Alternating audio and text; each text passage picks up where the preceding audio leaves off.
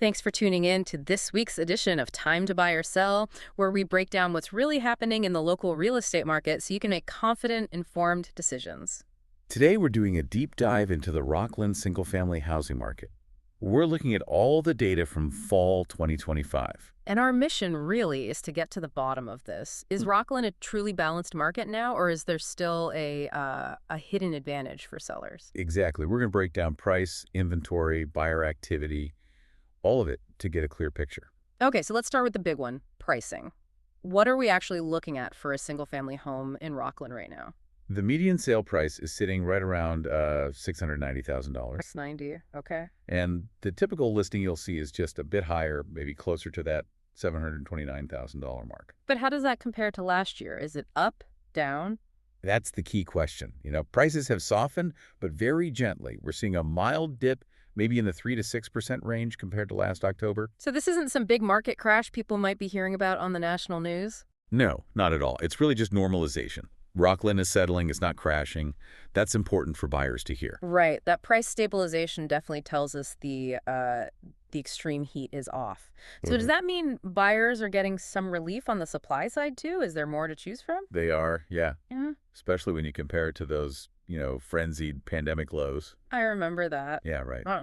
So active inventory right now, it translates to roughly a 3 to 4 month supply of homes. And that's the textbook definition of a balanced market, isn't it? It is. It's the key takeaway. Yeah. It means neither buyers nor sellers have this overwhelming advantage anymore. And I bet we can see that in how fast homes are selling or not selling. You can.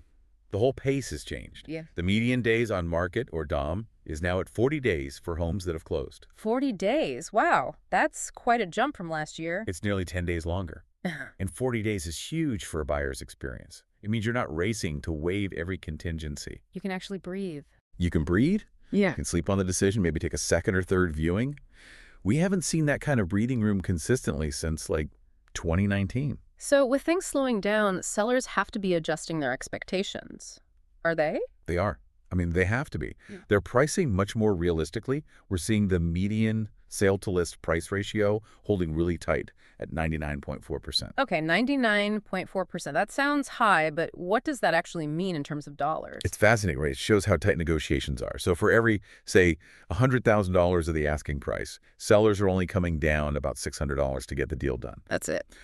But, and this is a big but, over half of all sales, 53% to be exact, are now closing below the list price. So buyers are definitely using that newfound leverage. Wait, hold on. So if 53% are selling below list, but I know we're still seeing some bidding wars. I think the data said 27% still close above asking.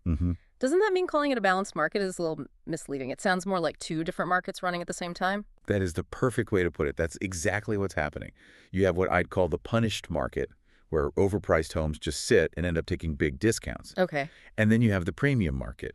These are the turnkey, perfectly priced homes. And those are the ones that are still getting, on average, about 2 offers and moving in days. So it all comes down to seller strategy. Strategic pricing is everything right now. So looking forward then, the forecast I saw predicted a 10% jump in sales volume over the next year. That sounds a little aggressive. Where's the confidence for that coming from? It's tied almost completely to the mortgage rate forecast. Oh, If rates can just stabilize or maybe even dip down toward that projected mid-5% range, there is a ton of pent-up buyer demand just waiting on the sidelines. And with our inventory still being pretty low overall. Exactly. That influx of buyers, even with stable rates, means we expect prices to hold steady or even see some modest growth, probably in that +2 to 5% range over the next year. So what's the bottom line for someone listening right now thinking about making a move? The bottom line for you is that Rocklin is really poised for steady, sustainable growth. It feels balanced, sure, but there's still a slight seller's edge.